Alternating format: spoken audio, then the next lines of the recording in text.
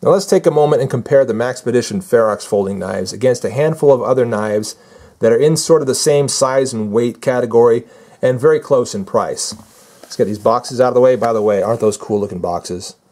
Those are so classic looking. I love them. I almost expect to have a harmonica in there. Very, very cool.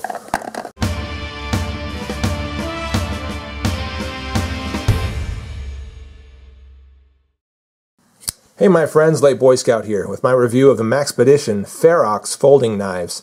This is the khaki and black version. There's the olive and black version, partially serrated. They also have a black and black version. We're going to talk about the construction of materials soon, but first I want to say it's pretty interesting and pretty cool that Maxpedition is venturing into the realm of knives, and I suppose the broader realm of tools, and I hope they do kind of go into other stuff. Who knows? I think it's very cool. I mean, they put out gear that is high quality, extremely durable, and for the most part, I know them for their bags, their pouches, their backpacks, things like that. And we know that the stuff they put out is that very tough Cordura nylon stuff with tough straps, tough buckles, tough zippers, you know, all waterproofed out and just really, really well done. Box and X stitch, I mean, really overdone, overbuilt bags. Really good stuff, right? Pardon me. That's what we know Maxpedition for.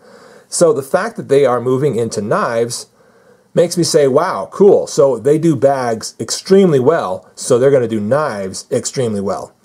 Well, yeah, that's kind of what I thought at first, and we'll talk about the construction of this knife and decide if they are doing it as well as they could be. And are they really competing with some of the other big brands out there? We'll get into that. So let's talk a little bit about the construction of this knife. We've got basically a fiber reinforced nylon handle here, and it's textured fairly nicely. Not super grippy, but that's okay. It does good enough job for me. The Maxpedition logo molded in, looking very nice. It is a liner lock. Nothing milled out there, but it's thin enough that it doesn't add a ton of weight. So, you know, it's still not too bad. Now we've got a blade that's, you know, a little drop point. You can see that. And a nice high V grind. So that's flat ground there. It's not hollow ground. Comes to a terminating edge that is not razor sharp out of the box. But of course, if you work with it, you can get it nice and sharp. The steel is 5CR13, if I'm not mistaken, which is a step down, I think, from 8CR13 MOV. Maybe it's kind of a lateral move. I'm not really sure about that. The Rockwell hardness, they list as 56 to 59. You know, in my testing, and I did do some testing of these knives, by the way. In my testing, it cuts fairly well. It's good in hand. The knife is good ergonomically. The steel does dull about at the same rate as your 8CR13 MOV steels do. I'm thinking particularly about, here's the Kershaw function knife, something I recently tested. Also this is 8CR13 MOV, and the rate at which it dulled was pretty standard for the 8CR13 MOV steels. And I would say that the Maxpedition Ferox knives performed about at that same level. Okay, so keep that in mind. I tested it on a variety of materials, of course. First, I started off by bringing it to a hair-popping razor-sharp edge. I wanted to make sure that I began from that. And I was able to get it to that. Did a little bit of shaving. It worked out okay. Cut some cardboard just fine. It wasn't as slick moving through that cardboard as I perhaps would liked it to have been, but that's kind of what you get when you go with a folding knife. It's got some girth to the blade. I mean, if you're looking at a utility knife with virtually no width to that blade, you know, it just slips through material. But when you're talking about folding knives that are supposed to do so many more things, you can expect a little bit of drag on there. Next, of course, I put it onto some paracord, which is no big deal either, and put it to work on a little bit of pine wood. Wanted to see how it did in carving and a little bit of drilling as well. I wanted to test that tip. So the carving went well. Again, the steel did fine. One of the big things I try to make note of as I do these tests is to see how it feels in hand during that sort of hard cutting. And I got to say, it's not too bad. Any folding knife is going to have a little bit of hot spots to it because it's not designed the way something that's dedicated as a fixed blade with a really dedicated for comfort, you know, that kind of a knife is going to feel really good in the hand. But a folding knife has to do different things. It's got to fold and be put away, and it's got to also come out and get some work done. So it is going to be a little bit hot in hand some of the time as you're doing that type of cutting work. But it did fine. You know, no real big complaints there. And of course, the drilling did fine. I decided that's a pretty good, strong tip on there that Maxpedition has put on their Ferox folding knives. Pretty impressive. You know, it's you know, they thought ahead. They made sure that this was a pretty stout knife. And that's kind of what I'm going to give it as far as credit is concerned. It is a stout knife. At only 4 ounces, you know, it brings a lot of strength to your chores. And that's good. You know, I like that. It's not too bulky either. And I complain sometimes about big, bulky knives. I don't like them. I try to steer clear of them. I want something that slips into pocket pretty easily, but will get a good amount of work done. You know, there's a balance you got to strike there. And I think this rides that fence pretty easily, strikes that balance pretty well. And let's talk about the pocket clip on it. It is tip down only. It is right side only. Can't move it around without some special modifications. So, being as I am right-handed and I don't mind tip down, I don't mind this configuration. But if you really like some versatility in your knife, you're going to have to pick something else. Some other issues of construction, or some other points of construction, I should say. It does have some jimping on the top. It is rounded, very, very rounded. So if you like your jimping to really dig into your skin and bite back, this is not going to do that. All right? Don't expect that from this knife.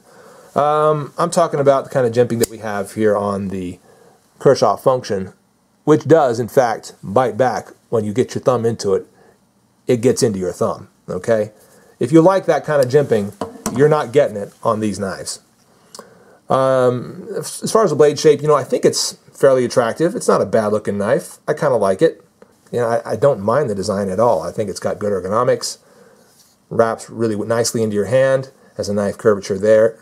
Knife has a nice curvature there, I should say. Good little finger indentation there. And the flipper does turn into a little guard. And we do have a little bit of jimping right there on the liner lock. Also rounded, just like the jimping on the top there. Okay, bear that in mind. Let's talk a little bit about that flipper, if I can get my words out. The flipper, yeah, okay, so I do have some complaints about this.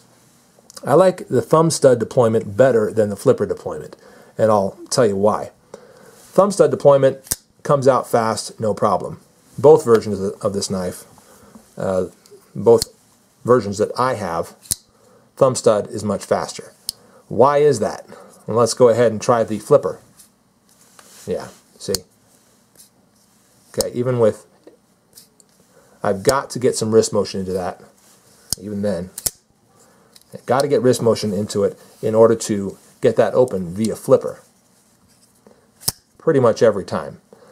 If you don't mind that, fine, it works fine. I prefer to have that, you know, just operate it properly. And one of the reasons I feel like that doesn't open properly with just the flipper, one of the reasons I feel it doesn't is because of the detent. The ball detent that retains the blade into the handle. And if you don't know exactly what I'm talking about, there's generally a, there it is, you can see it right there, a detent in the liner. It's kind of punched in there that has, I don't know if it's a ball bearing or just a little push out, you know, that's kind of pressed into the actual liner. And that tracks along the blade and drops into a little detent, a little, kind of like a little hole in the blade itself. You can't see it because it's hidden by the liners, but it locks into that, and let's see if we can find it. Right there. Okay, and that right there, you can see that that liner is now flush with the blade itself. So that detent, that ball detent has sunken into the sort of hole that's in the actual blade. And that, if that were stronger, then we wouldn't have things like this. You know, shaking that knife right out. Very easily. Okay, I don't even need to turn it upside down, really. See, just like that. A little bit. Yeah, a little bit. It doesn't take much. to get that knife to fall out of the handle. And I think that's the reason why it's so hard to flip open, because if that ball detent was stronger, it would give you more resistance, causing you to press harder on that flipper, causing the reactionary force of the blade to fly out harder and faster.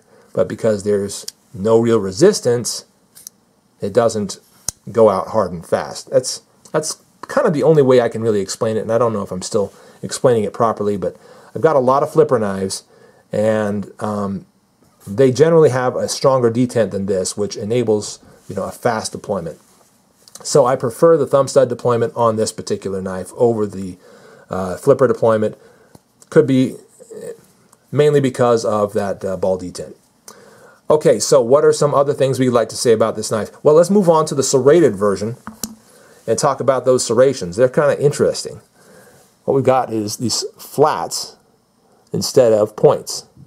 And I'll compare that to a couple other serrations here.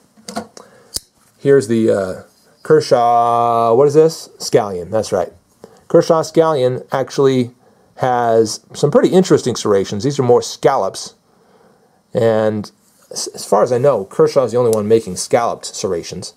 But you can see how those differ from the flat serrations on the Ferox. Okay, we also see that the Ferox serrations take up a much larger portion of the blade than do these serrations here. We've got about a half ratio here, you know, like a 1-to-1 ratio. This is more like a, you know, 60-40 ratio or more than that, I don't know.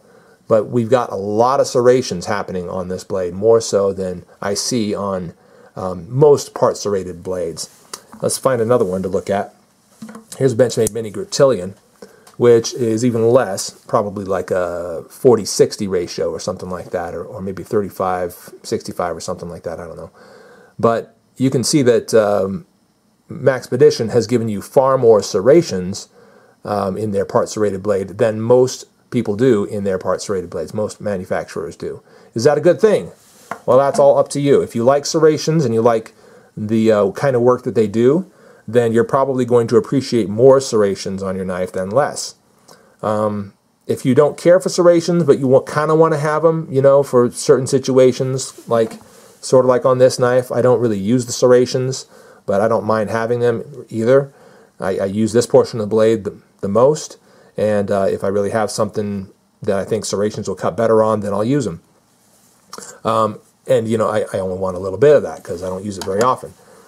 But it really kind of depends on your use. But it is kind of an interesting design, those flats and little valleys instead of the points. So, is it more effective? I don't know. I don't know that it is. It's probably easier to sharpen. And I think that, yeah, they did actually sharpen it on both sides of the blade, and that's pretty unusual. We can even see that Benchmade doesn't even do that. You know, they just sharpen those serrations into one side of the blade. So is that a mark of quality? Sure, why not? Let's call that a mark of quality. It's kind of cool. Now let's take a moment and compare the Maxpedition Ferox folding knives against a handful of other knives that are in sort of the same size and weight category and very close in price. Let's get these boxes out of the way. By the way, aren't those cool looking boxes? Those are so classic looking. I love them. I almost expect to have a harmonica in there. Very, very cool. All right, let's move some of these things out of the way and get a couple knives out here that we can compare these things to. Let's go ahead and take the part serrated version away. Set that one down. Here's the standard. And let's go ahead and stack this up against, let's start with our Spyderco Tenacious. Spyderco Tenacious to me is very much in the same quality range. Made in China, decent steel, G10 scales. I would say that this is probably better quality and a better design than the Maxpedition Ferox knife. And the price, Maxpedition's price on this is $29. You probably find it for a little less in other places. And you can find the Spyderco Tenacious for something around $35. So a little bit more money. I do think it's a better knife. Better construction too. Moving on to, let's say, the Rat Model 1. This is probably also pretty comparable. What we've got here is kind of a fiber reinforced nylon scale. Okay, very close in weight. I think it might be an ounce heavier. The construction is very similar. I think these liners are a bit beefier than the ones on the Ferox. I would say that's probably true. AUS 8A steel as opposed to that 5CR13. I think that they are fairly comparable in their performance. Yeah, you might get more for your money with the Ferox than you would with the Rat Model 1. I do like the Rat Model 1 a little better though. Just a little bit bigger, more effective knife, even with the weight. I like it a little bit better, and it definitely flies out of handle very fast. Just extremely good balance on that one.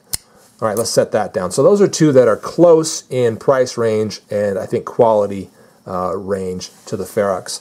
That I would probably take either one of these over that, though I don't think this is a terrible knife. I think it's a pretty good knife, especially for a first offering from Maxpedition. I'm getting on a little bit of a tangent here. It's their first try at knives as far as I can tell. I think that future knives are going to look really, really cool from them, and they'll probably offer some premium stuff in the future.